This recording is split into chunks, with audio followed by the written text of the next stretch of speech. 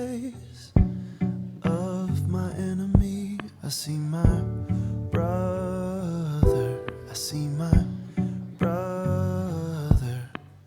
When I look into the face of my enemy, I see my brother. I see my brother.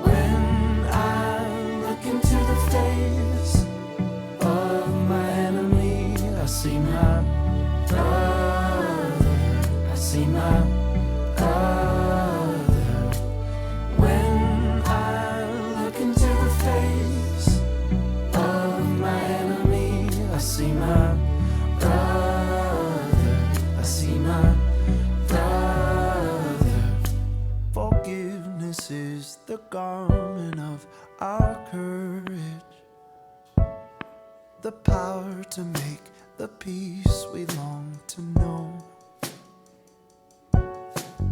Open up our eyes to see the wounds that bind all of humankind. May our shudder hearts greet the dawn of light with charity and love. When I look into the face of my enemy, I see my brother.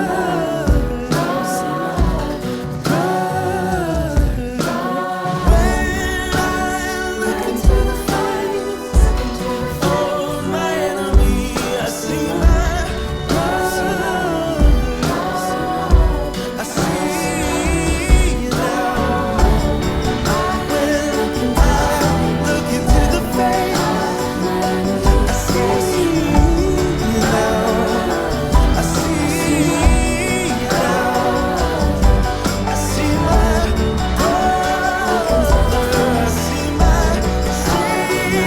sister. I see my father.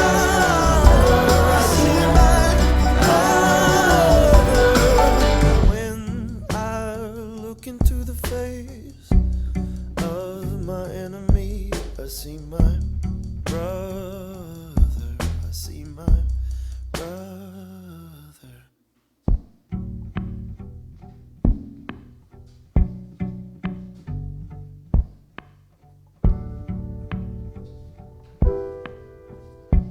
Bonjour tout le monde.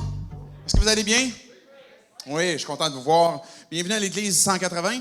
Si vous êtes visiteur, soyez les bienvenus. On est content de vous accueillir. On est dans une longue fin de semaine, un week-end un peu différent, un peu particulier.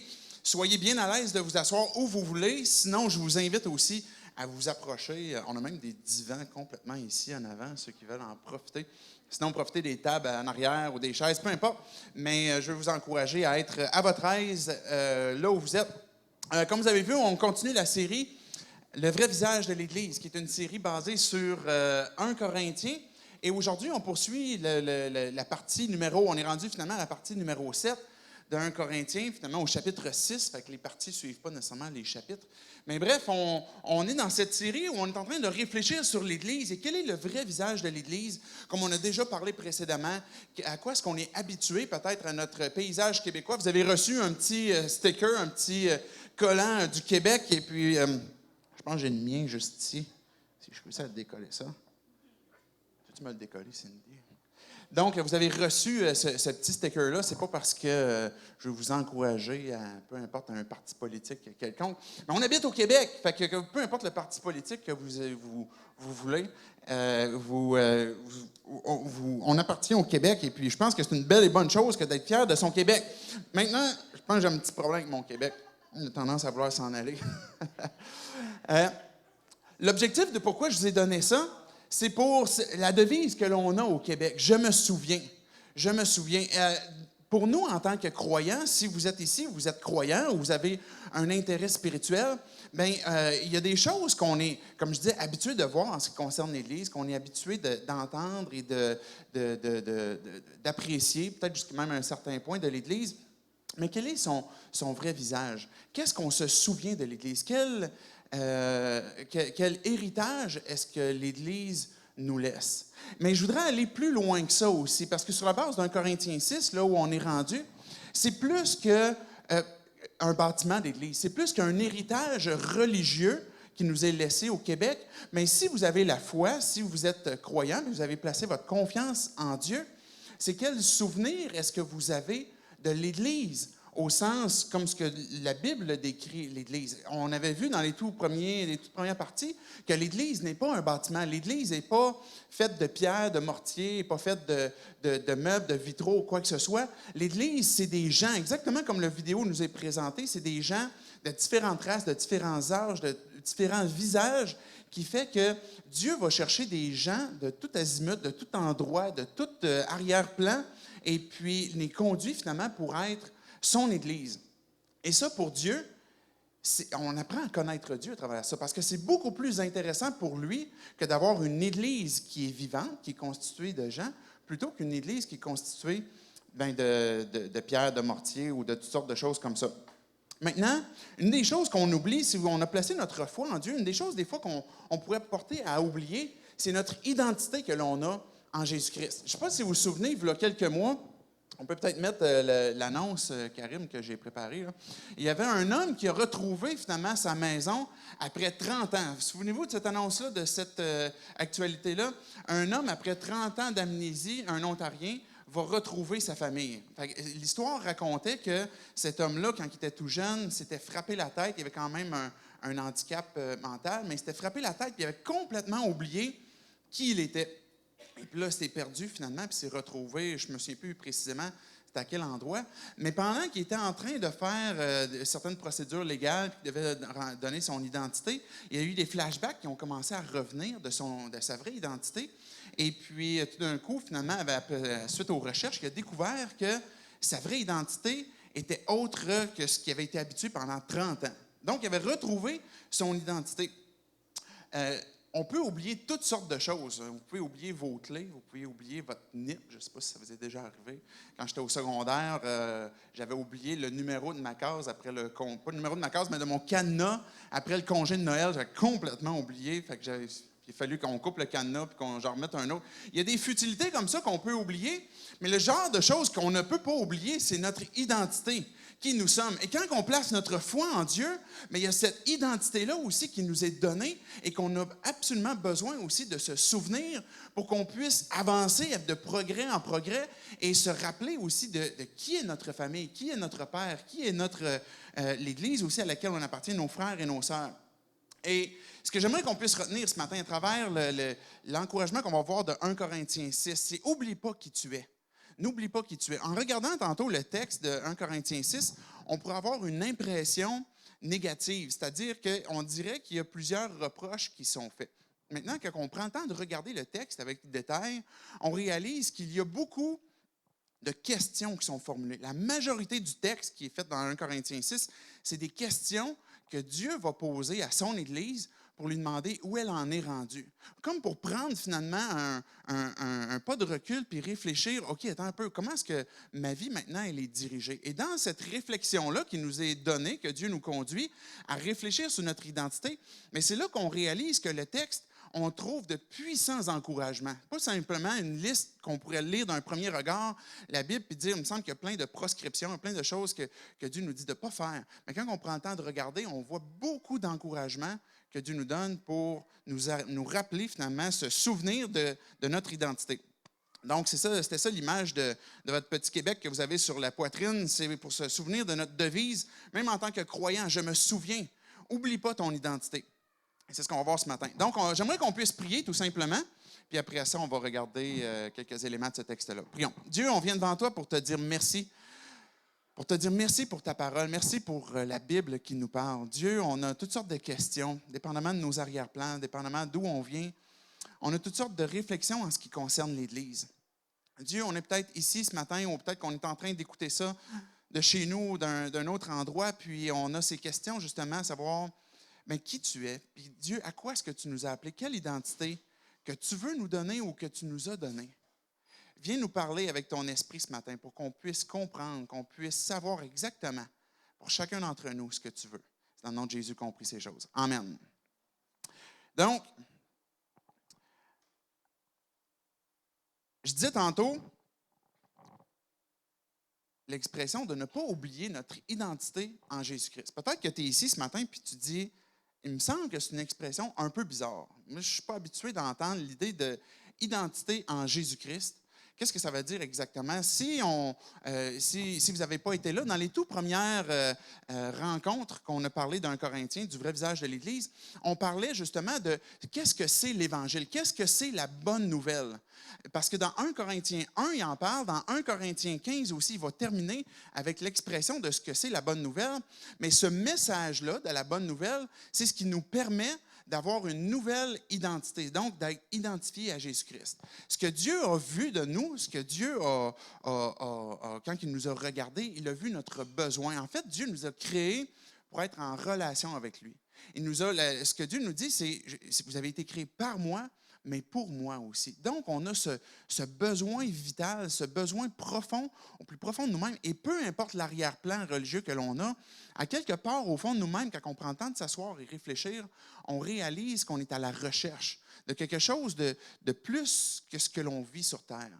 Et quand Dieu s'est arrêté puis il a vu notre besoin, parce qu'en fait, on est séparé de lui. À cause du mal, à cause du péché que l'on a fait, à cause de notre nature pécheresse, on est séparé de Dieu. Et quand Dieu a vu que j'ai créé l'homme pour être en relation avec moi, mais à cause du péché, il est séparé de moi. Et la Bible dit que même la conséquence de ça, la conséquence du péché, c'est la mort. Donc, pas seulement même la mort physique, mais la mort spirituelle, c'est-à-dire que d'être séparé d'avec Dieu. Donc, l'œuvre de Dieu, ce qu'il a fait, c'est qu'il a envoyé Jésus-Christ. Vous avez déjà probablement entendu cette histoire-là. Vous êtes déjà peut-être relativement familier avec ça. C'est la raison de pourquoi Jésus est venu sur terre, pour venir nous rencontrer.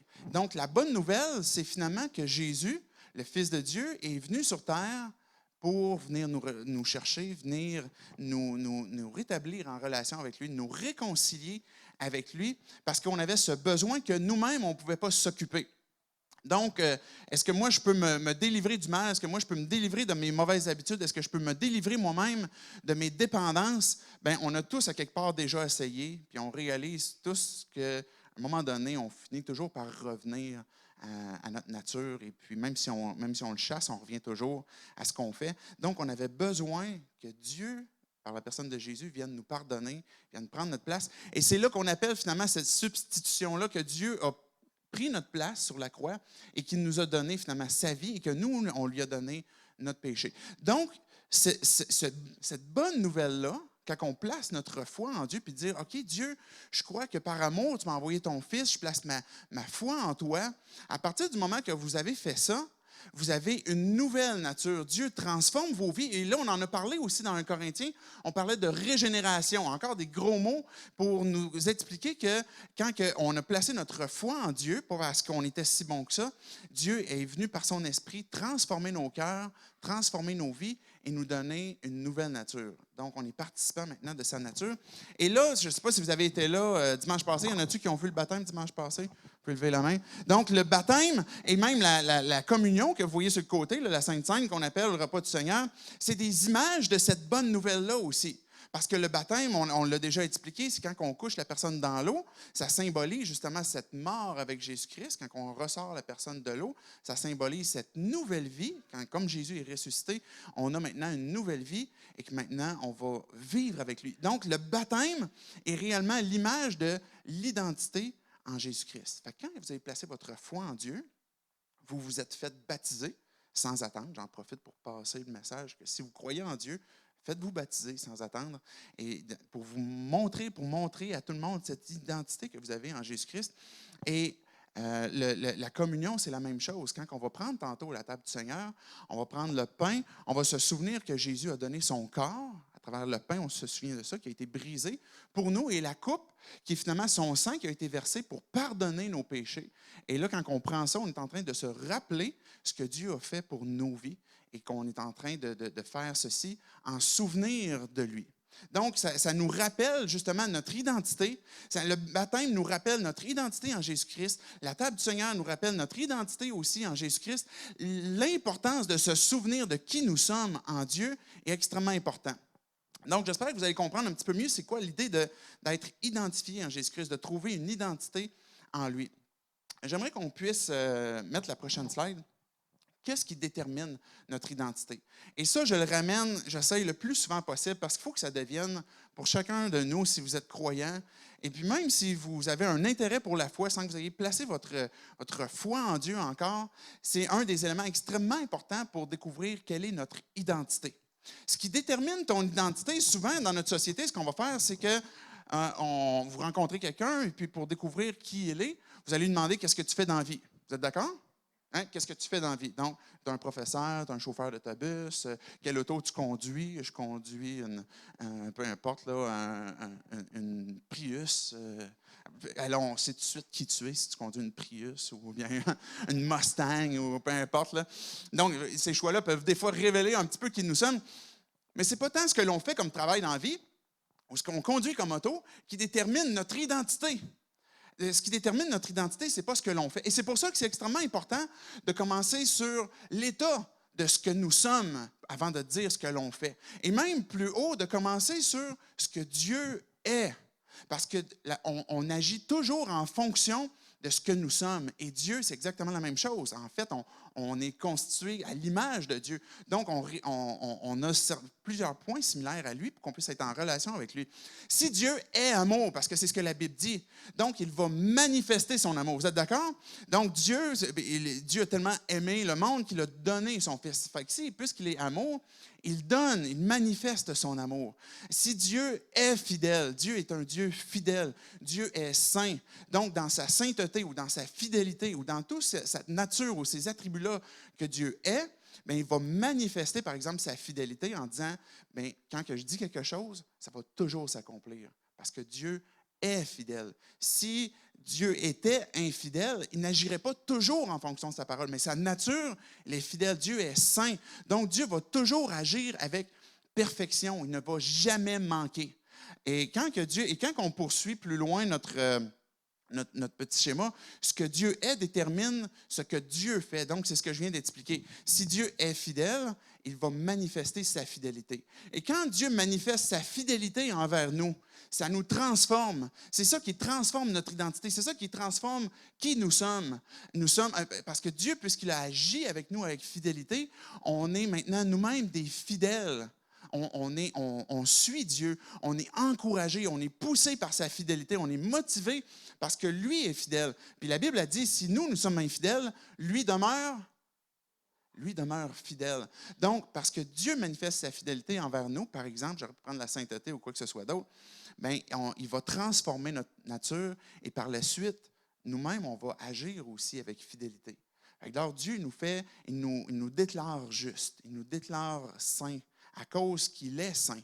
Alors, c'est pour ça qu'on peut dire que dans notre identité en Jésus-Christ, puis le texte tantôt qu'on va voir va nous en parler, le texte va dire clairement, vous êtes déclarés justes, vous êtes déclarés saints, vous avez été rachetés à grand prix. Et pourquoi ça? Et ça, c'est ce qui constitue notre identité, parce que Dieu est saint, parce que Dieu est juste, parce que Dieu est riche en bonté et en grâce, puis il nous a rachetés à grand prix. Et c'est ça qui fait que maintenant, on a cette identité-là. Quand on fait le chemin inverse, bien, on est en train finalement de se corrompre dans notre propre nature et corrompre ultimement même Dieu. Pourquoi est-ce qu'on en vient à un point à un moment donné où on déteste l'Église, on n'aime pas l'Église parce qu'on est frustré après Dieu? C'est parce que souvent on va déterminer de ce que Dieu est en commençant par en bas. La façon que je fais va déterminer ce que je suis. Et ce que je suis va déterminer ce que Dieu fait et finalement va déterminer qui il est. Donc, si j'ai de la misère, par exemple, à être fidèle, mais je vais dire, ben donc, je suis constamment un infidèle. Et ça veut dire que Dieu n'agit pas toujours avec moi avec fidélité parce qu'il manque, parce que ça ne marche pas dans ma vie. Donc, ultimement, on va dire, ben Dieu n'est pas toujours fidèle. Dieu va m'abandonner. Dieu s'est peut-être découragé de moi. Et là, on fait le chemin à l'inverse. Et c'est ça qui nous emmène à corrompre notre identité, à se tromper sur nous-mêmes qui nous sommes et ultimement même qui Dieu est, puis à tourner ça finalement en accusation. Donc, le contexte de 1 Corinthiens 6 va nous conduire à certains dangers de l'oubli. Certains dangers que l'on a de l'oubli. J'ai apporté, on ne lira pas tout le texte de 1 Corinthiens 6, mais regardez les versets 6 à 8 que je vais lire. Mais un chrétien est en procès contre un autre, et cela devant des juges qui ne croient pas au Christ. En tout cas, pour vous, c'est déjà un échec d'avoir des procès entre vous. Pourquoi est-ce que vous ne préférez pas supporter l'injustice? Pourquoi est-ce que vous ne laissez pas plutôt les autres voler ce qui est à vous? Au contraire, c'est vous qui êtes injuste. C'est vous qui volez les autres. Et ces autres sont vos frères et sœurs chrétiens. Donc, ce que Paul est en train de dire, c'est que ce qui est en train de se produire dans l'Église, c'est qu'il y a des procès. Les gens à Corinthe avaient commencé à faire des procès les uns contre les autres. Et puis là, il dit finalement, ce que vous faites, c'est que vous allez même rencontrer des gens qui n'ont pas la même valeur que vous. On dit souvent, si vous êtes croyant, on n'est plus sous la loi. Mais on appartient quand même à une loi qu'on appelle la loi de Christ, la loi de l'amour, la loi à laquelle Jésus nous encourage, que Dieu nous pousse à vouloir obéir aussi. Et cette loi de l'amour nous emmène à aimer les autres. Maintenant, le problème chez les Corinthiens, c'est qu'ils se divisaient, il y avait toutes sortes de raisons, il y avait toutes sortes de partis, des gens qui étaient frustrés les uns contre les autres. Et puis là, finalement, à place de pratiquer cette loi de l'amour les uns envers les autres, parce que Paul, il dit, mais pourquoi est-ce que vous ne supporterez pas l'injustice pendant un certain temps? Pourquoi est-ce que vous ne vous laisserez pas prendre des choses qui vous appartiennent? Mais non seulement, ce n'est pas seulement ça, c'est qu'en plus, vous êtes vous-même les offenseurs, vous êtes vous-même les agresseurs, et puis vous faites ça envers des frères et des sœurs. Et là, il est en train de leur dire, vous avez oublié votre identité, vous avez oublié qui vous êtes, et vous avez oublié comment agir. Quand on oublie notre identité, tantôt je donnais l'exemple de l'homme qui, après 30 ans, est revenu chez lui, quand on oublie qui nous sommes, on oublie qui est notre Père. On oublie qui est notre famille. Et c'est la même chose en tant que croyant. Quand on oublie notre identité en Jésus-Christ, on oublie qui est notre Père et on oublie c'est quoi, finalement, par exemple, la loi de Christ, qui est d'aimer notre prochain. Jésus disait, si quelqu'un te demande ta chemise, donne-lui. Si quelqu'un te demande de transporter ses bagages pendant 1000, fais-le sur 2000. Si quelqu'un entre dans l'Église, Jacques qui disait ça, puis qui semble pauvre ou qui semble en difficulté, prends-le, puis encourage-le, puis assois-le même en avant, ou faites pas de favoritisme aussi. Fait que Jésus nous a montré que c'était les sentiments qu'on devait avoir dans son Église. Donc, le vrai visage de l'Église, c'est justement cet amour qui devait être pratiqué. Et maintenant, les Corinthiens sont en train d'oublier qu'est-ce qu'ils ont à pratiquer. Si, à un moment donné, hier, il y avait 2 mariages. Il y en a un des 2 que je célébrais et j'ai marié un couple. Et puis, le mariage nous rappelle justement l'union de 2 personnes qui se promettent l'un à l'autre et puis qui vont vivre ensemble. Puis, comme la Bible dit, ils vont faire une seule chair, vont partager le même foyer, etc. Et une je veux dire comme ça, des difficultés de la vie qui revient régulièrement concernent beaucoup le couple. Donc, même chez les célibataires, c'est une difficulté ou c'est une question qui nous revient beaucoup à savoir comment est-ce qu'on doit se comporter, même quand on est célibataire ou quand on est en couple ou quand on est fiancé ou qu'on a un chum ou une blonde. Comment est-ce qu'on va se comporter? Et ultimement, ça arrive constamment et ça arrive tout le temps. Et c'est, je vais le dire même jusqu'à un certain point, normal qu'il y ait des conflits dans un couple parce qu'on est 2 personnes imparfaites et puis finalement, on est en train de se sanctifier les uns les autres. Mais quand on va voir quelqu'un, par exemple, pour demander de l'aide, bien, si vous allez voir un pasteur, si vous lui demandez, par exemple, tu peux-tu m'aider, tu peux-tu me donner des idées ou m'accompagner dans ma relation conjugale, mais ça se peut que la personne qui est croyante, que le pasteur va dire, OK, mais comment est-ce que tu aimes ta femme? Comment est-ce que tu te soumets à ton mari? Qu'est-ce que tu n'as pas pardonné encore? En quoi est-ce que tu devrais demander pardon dans cette relation-là? Et là, demander conseil justement à des gens qui partagent la même foi que toi. Donc, le contexte, par exemple, chez les Corinthiens, c'est qu'ils disaient, vous avez des procès entre vous, vous avez des difficultés, vous avez toutes sortes de problèmes. Et là, vous allez voir des gens qui finalement ne croient pas nécessairement à l'importance de la loi de Christ. Et si j'ai une difficulté conjugale, par exemple, puis je vais voir mon collègue de travail dans notre société, qu'est-ce que ça se peut qu'ils me disent? Bien, voyons, laisse-la tomber. Ce qu'elle t'a fait ou ce qu'il t'a fait, bien, fais-lui aussi payer, fais-lui vivre aussi la même chose. Et c'était exactement ce qui se produisait maintenant chez les Corinthiens qui étaient en train d'oublier tranquillement quelle était leur identité, quelle était la loi de l'amour que Dieu les appelait. Alors Paul il dit, mais pourquoi ne supportez-vous pas plutôt une injustice? Pourquoi ne vous laissez pas plutôt dépouiller? Mais c'est vous, au contraire, qui commettez l'injustice et qui dépouillez les autres. Il y a un autre, là, le texte nous parle de difficultés, par exemple, en ce qui concerne les procès. Puis on pourrait étirer l'application plus loin que les procès, puis dire finalement toutes sortes de divisions ou de tensions. Mais il y a un autre élément que le texte nous révèle aussi, qui est majeur dans le texte, c'est l'immoralité sexuelle et l'idolâtrie aussi. Donc, ce que je suis en train de faire avant de vous parler des 6 rappels que l'on a de notre identité, je suis en train de révéler finalement quelles sont les adresses que Paul est en train de faire aux Corinthiens. Et il y avait l'immoralité sexuelle. On peut mettre le texte à l'écran. Les versets 12 et 13 que je vais relever, 15 et 16 et le verset aussi 18. Je ne sais pas si vous êtes capable de lire ça. C'est peut-être un petit peu petit. Bref, je vais le lire assez fort pour que vous puissiez comprendre. Tout m'est permis, mais tout n'est pas utile. Tout m'est permis, mais je ne laisserai pas dominer par quoi que ce soit. Les aliments sont pour le ventre et le ventre pour les aliments, et Dieu détruira l'un comme l'autre. Mais le corps n'est pas pour l'immoralité sexuelle. Il est pour le Seigneur et le Seigneur est pour le corps. Versets 15 et 16, ça dit, « Est-ce que je vais prendre les membres de Christ pour en faire les membres d'une prostituée? Certainement pas. Ne savez-vous pas que celui qui s'unit à la prostituée est un seul corps avec elle? En effet, il est dit, les deux feront un. » Et au verset 18, ça dit, « Fuyez l'immoralité sexuelle. Tout autre péché qu'un homme commet est extérieur à son corps, mais celui qui se livre à l'immoralité sexuelle pêche contre son propre corps. » Ce que Dieu est en train de dire finalement ici, c'est que le fait d'avoir oublié notre identité nous conduit nous-mêmes à agir à l'encontre de notre propre corps, de notre propre nature, à agir à l'encontre de ce que Dieu a créé. Paul il soulève une chose que les Corinthiens pouvaient dire régulièrement, puis qui, dans ce monde philosophe à Corinthe qui existait, de « Oui, mais tout est permis.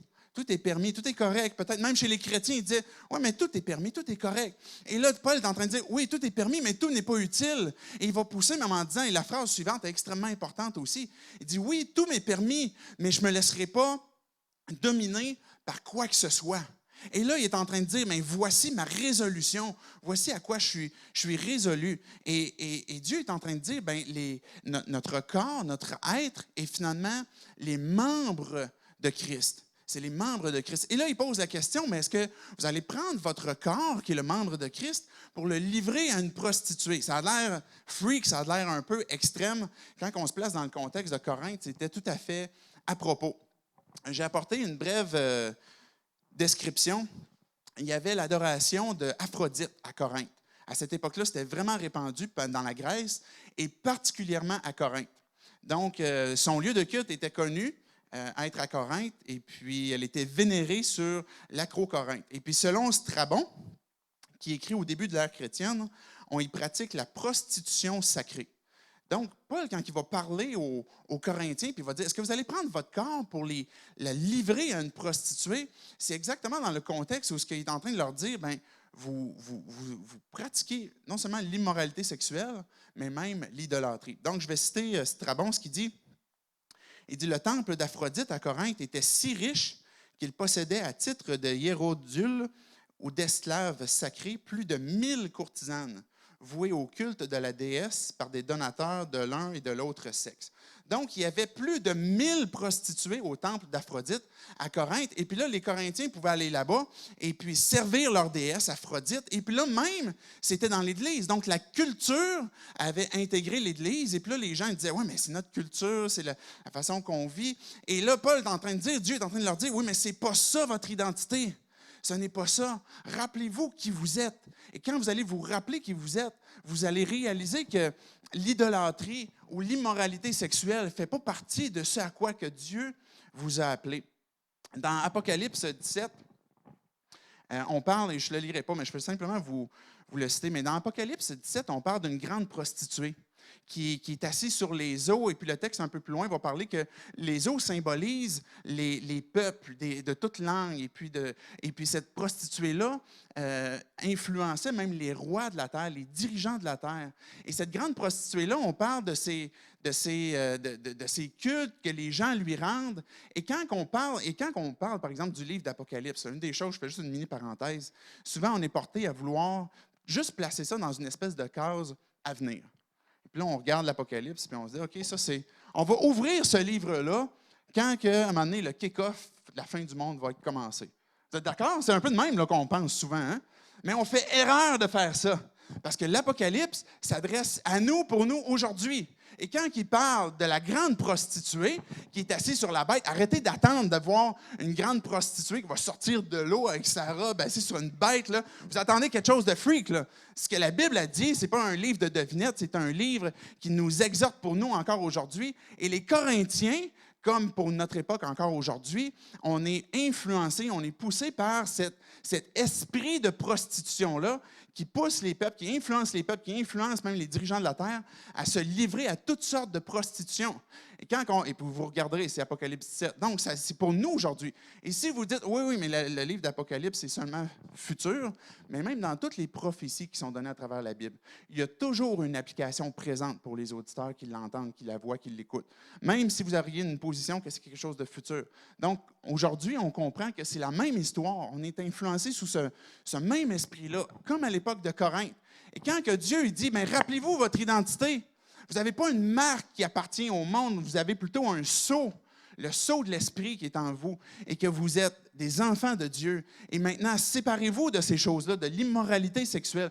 Et là, on pourrait en avoir une tonne d'applications pour notre propre vie. Je n'ai pas besoin d'en donner une foule, mais que vous soyez mariés, que vous soyez fiancés, que vous soyez en couple, que vous soyez célibataire, que vous soyez vieux, que vous soyez jeune, bien, on est tous touchés à quelque part, de près ou de loin, par cet esprit de prostitution, je vais l'appeler comme ça, et à laquelle on doit justement se souvenir de notre identité. Quand on parle de la Bible, on parle de Dieu, souvent vous pourriez avoir l'impression que c'est une liste de proscriptions. Il ne faut pas faire ces choses-là, il faut s'éloigner de ça, il ne faut pas toucher à ça. Mais la Bible, la façon qu'elle nous parle, c'est, oui, il y a des choses à ne pas faire, mais elle nous encourage à faire certaines choses aussi. Il y a aussi une liste de prescriptions. Et quand on veut lutter, par exemple, contre l'immoralité sexuelle, ce n'est pas simplement de dire, il faut que j'arrête de faire ça, mais de se poser la question, mais qu'est-ce que Dieu veut que je fasse aussi en échange? Donc, la façon que je vais lutter va impliquer, oui, d'arrêter certaines choses, mais de pratiquer aussi le bien. On dit à l'expression, puis si vous avez envie de faire le mal, faites le bien. Il faut le prendre dans le bon sens, à savoir que, justement, notre désir de faire le mal va être contraint aussi par une poussée de faire le bien. Donc, je conclus ce que 1 Corinthiens 6 nous parle sur les conséquences pour, après ça, tout simplement voir rapidement les 6 rappels que Dieu nous donne pour nous souvenir qui nous sommes. Qu'on va pouvoir dire, je me souviens, j'oublie pas qui je suis. Donc, les conséquences en conclusion, c'est d'oublier notre identité. Puis ça se résume à une conduite qu'on appelle dans notre jargon, si vous avez un jargon chrétien, une conduite charnelle. C'est-à-dire qu'on n'est plus poussé par l'Esprit, on n'est plus dirigé par ce que l'Esprit nous conduit, ce que l'Esprit nous dit en dedans de nous, puis on suit notre chair. Quand que je parle de suivre notre chair, c'est pas seulement de dire, OK, c'est pas simplement l'immoralité sexuelle, mais c'est les divisions, c'est de la haine, c'est de la frustration, c'est de la jalousie, c'est ce manque d'amour, l'idolâtrie Et l'idolâtrie, là, c'est pas juste de dire, OK, là, je vais aller adorer Astarté, adorer Aphrodite ou quoi que ce soit. L'idolâtrie peut être des choses beaucoup plus, et pas juste ça peut être des choses, c'est toujours des choses beaucoup plus subtiles, des choses qu'on chérit dans notre cœur, qu'on désire, qu'on ne voudrait pas perdre, qui prend la place de Dieu et qu'on va élever à un haut rang, puis qu'on n'est pas prêt à abandonner. Et dans cette idolâtrie-là, des fois, ça va même nous conduire à rechercher, parce qu'on a toujours, si vous êtes croyant ou incroyant, on a toujours une recherche ou un besoin de satisfaire une spiritualité dans nos vies, dans nos cœurs. Et quand on oublie notre identité, mais cette recherche, cette soif de spiritualité-là, on va la combler par toutes sortes d'affaires, toutes sortes de choses, et qui vont nous éloigner de plus en plus de Dieu, puis nous éloigner de notre identité. Donc, je vais conclure avec les 6 boosts que j'ai appelés qui vont nous aider à ne pas oublier notre identité. Et quand vous allez lire le texte d'un Corinthiens 6, parce que là, je vous en fais un résumé, puisqu'il y a plusieurs versets, vous allez lire à 6 reprises l'expression « ne savez-vous pas ». Ne savez-vous pas que? À 6 reprises dans ce texte-là, ça va être dit. Et la façon que Dieu va donner cette question-là, que Dieu va adresser cette question-là, ça va être justement pour nous amener à réfléchir, à penser sur notre propre identité. Et les 2 premiers, je vais les regrouper ensemble. La question qui est posée aux Corinthiens, puis qui vous est posée aussi ce matin, c'est « Ne savez-vous pas que les saints jugeront le monde? » Ou « Ne savez-vous pas que nous jugerons les anges? » À 2 reprises, il va parler, puis dans le contexte des procès, Dieu va dire « Est-ce que ne savez-vous pas que vous allez juger le cosmos? Vous allez juger le monde qui en contient. » Puis là, pour nous, avec notre perception souvent tellement limitée des choses, on ne s'imagine jamais ça. Mais Dieu nous pose la question, est-ce que ne savez-vous pas ça? Ne savez-vous pas que vous allez juger les anges? Et tantôt, je citais Apocalypse. Apocalypse 1,6 dit, « À lui qui nous a aimés et qui nous a lavés de nos péchés dans son sang et nous a fait roi et sacrificateur à Dieu son Père. À lui soit la gloire et la force au siècle des siècles. Amen. » Dieu, on revient tantôt à ce qui détermine notre identité. Dieu est roi. Okay, vous êtes d'accord? Dieu règne. Il a fait de vous, si vous avez placé votre foi en lui, de ses enfants. Ça devient quoi des enfants d'un roi? Des rois, des princesses, des princes. C'est votre identité. Ce que Dieu est détermine ce que vous êtes. C'est ça votre identité. Et Apocalypse 1,6, il dit, il vous a fait pour être des prêtres, pour être un peuple de rois. Donc, on est un peuple de rois parce que puisque Dieu est roi, puisque Dieu règne, puisqu'on devient ses enfants, Dieu a fait de nous un peuple de rois.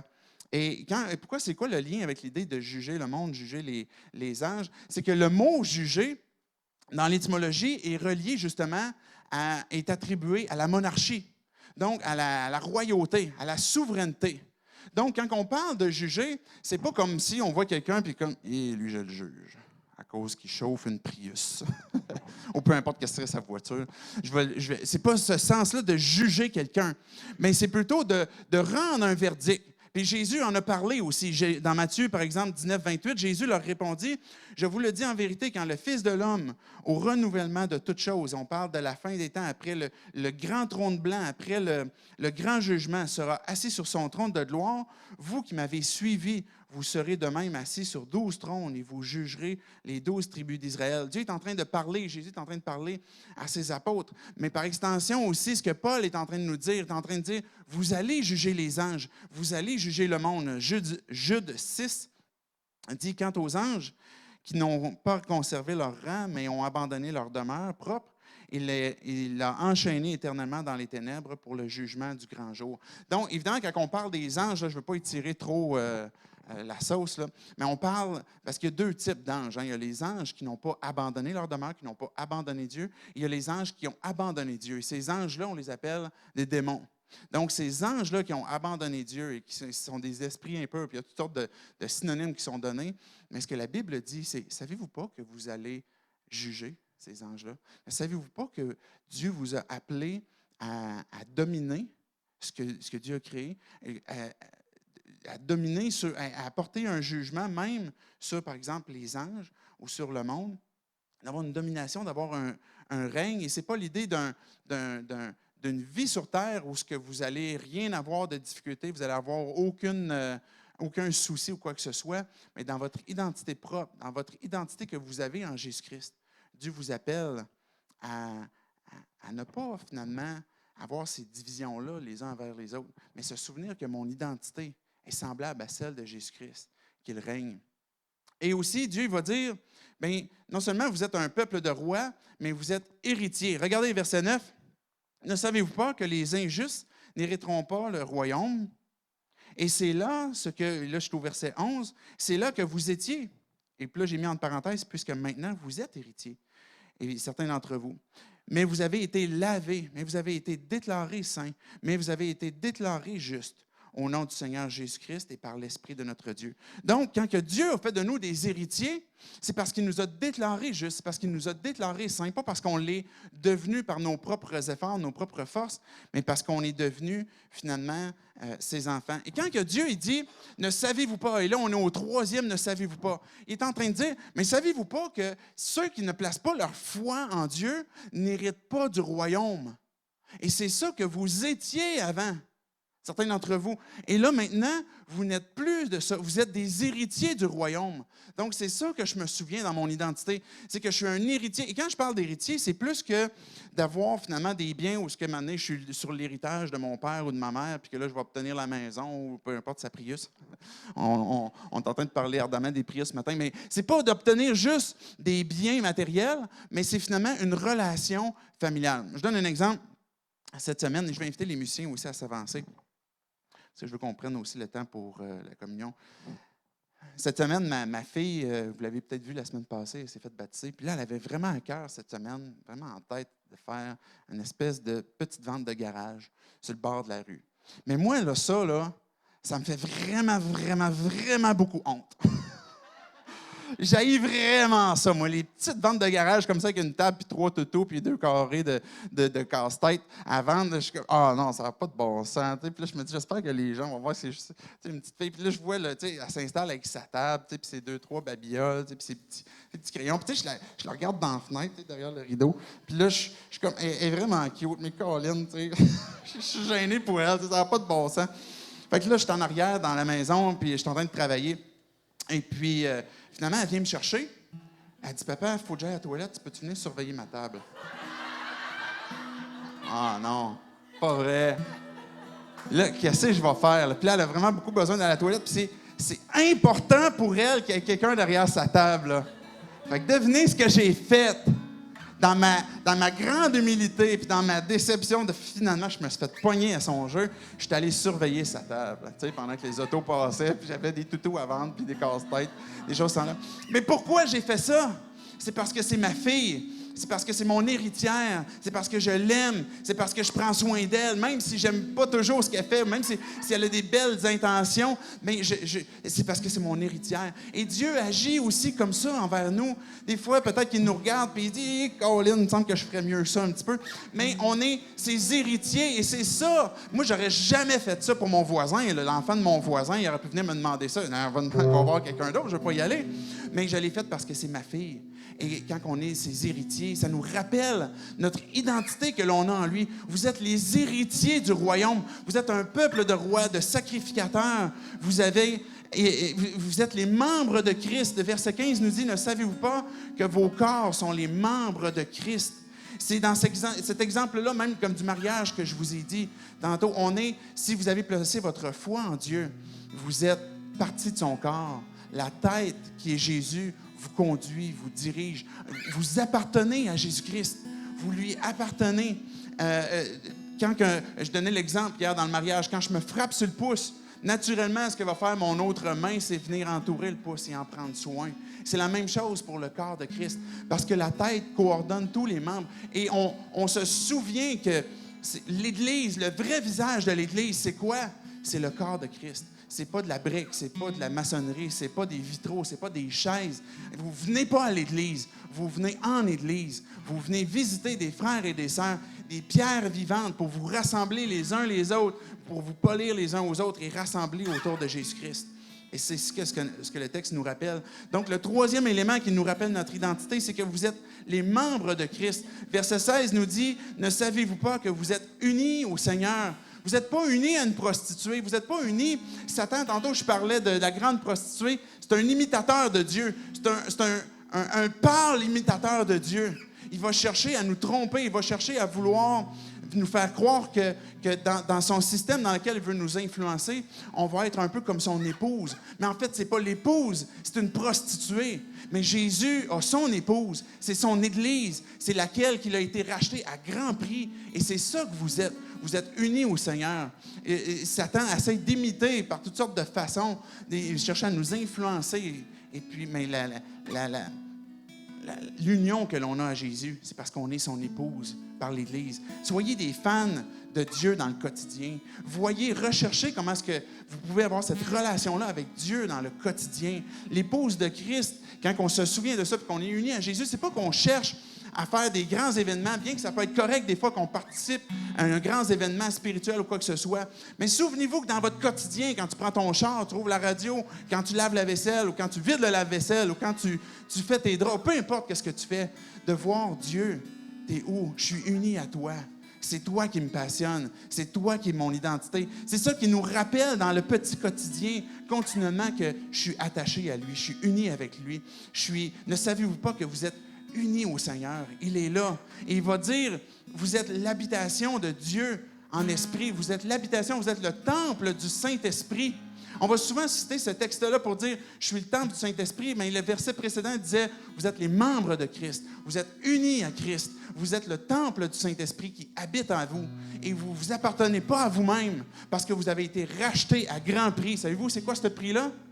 C'est le prix de la vie du Fils de Dieu qui est mort pour vos péchés. Il n'y a pas personne d'autre qui peut accoter ce qu'il a placé comme prix.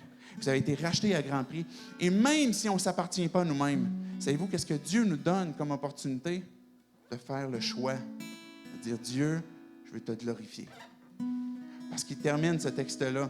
Je ne sais pas si on peut le placer dans Acte 6, 1 Corinthiens 6, verset 19. « Ne savez-vous pas que votre corps est le temple du Saint-Esprit qui est en vous, que vous avez reçu de Dieu? » J'ai parlé tantôt de la régénération.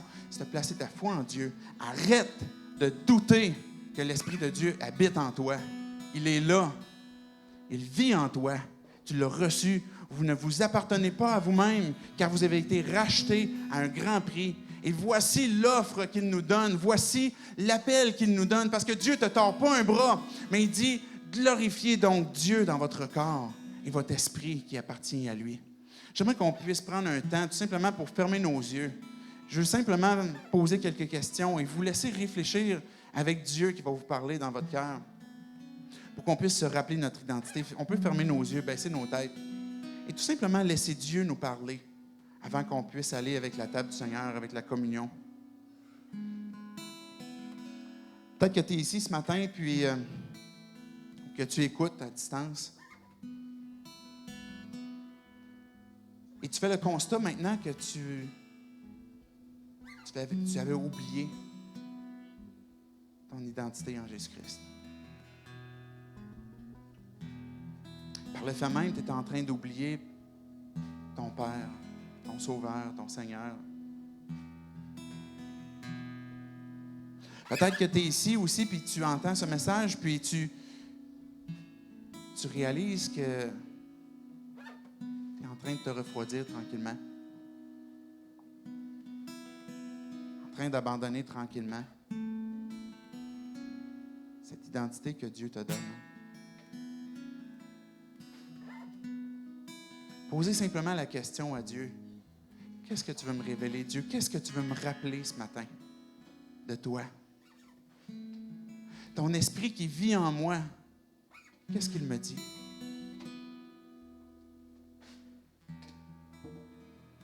Abba, Père. Ton esprit nous rappelle notre identité en criant dans notre esprit que tu es notre papa.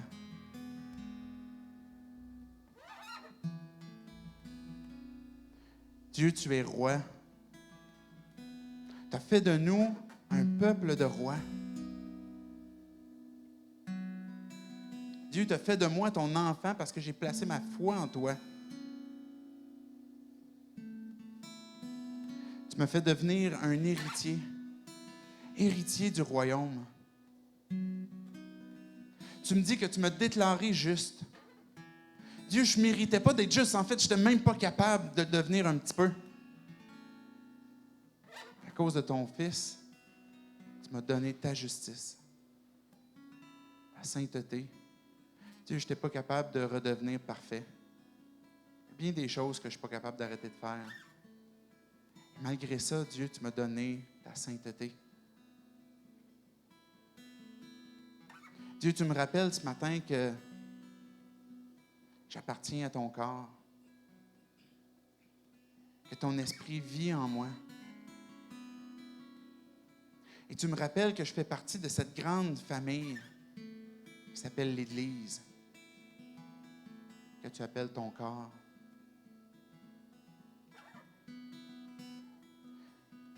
Dieu, je fais le choix ce matin de me rappeler ces vérités. Et par ta grâce, je te demande de venir m'aider aussi à ne jamais les oublier. Je veux cesser ce matin d'éteindre ton esprit qui me rappelle les vérités, puis les serrer dans mon cœur.